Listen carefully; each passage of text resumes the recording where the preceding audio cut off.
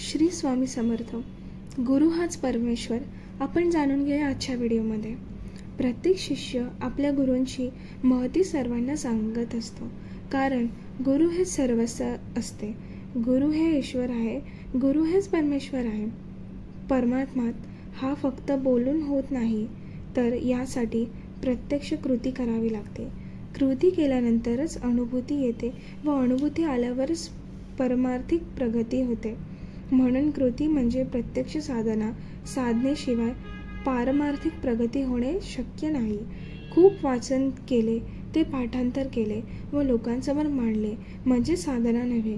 ज्या साधनेने माझे षड्रिपू दूर होतील, काम, क्रोध, मोह, लोभ, मद, मत्सर या वृत्ती माझ्या सात्विक होतील, ईश्वराचे गुण घ्यायला लागतील, ती साधना. स्वतःच्या मनाने जर आपण साधना केली तर त्यातून पारमार्थिक उन्नती होत नाही, कारण आपण परिपूर्ण नसल्यामुळे आपले विचार हे सुद्धा परिपूर्ण नसतात. यासाठी जे आपल्याला तत्व आवडतं, ज्या संतांचं कार्य आपल्याला आवडतं, आपल्या प्रकृतीसाठी ते योग्य असतं, त्यांच्या तत्वज्ञानाचा अभ्यास करावा, त्या ज्ञानाचा अंगीकार करावा व शुद्ध पवित्र आचरण करीत साधन करावे. षड्रिपूपासून मुक्त होण्यासाठी जाणीवपूर्वक सत्कर्म करावे.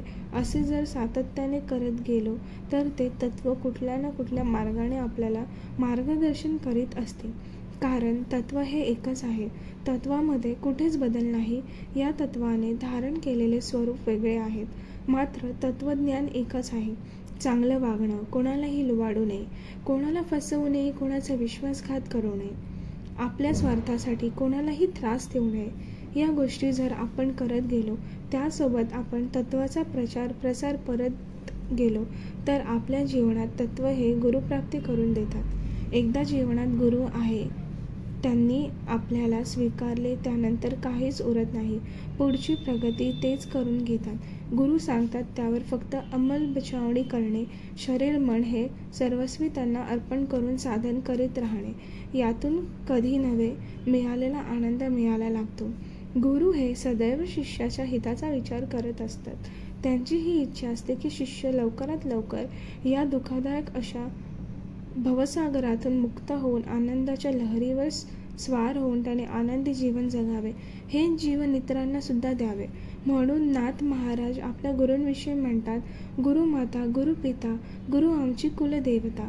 प्रत्येक शिष्य आपल्या गुरूंची महती सर्वांना सांगत असतो, कारण गुरु हेच सर्वस्व आहे, गुरु हे ईश्वर आहे, गुरु हेच परमेश्वर आहे.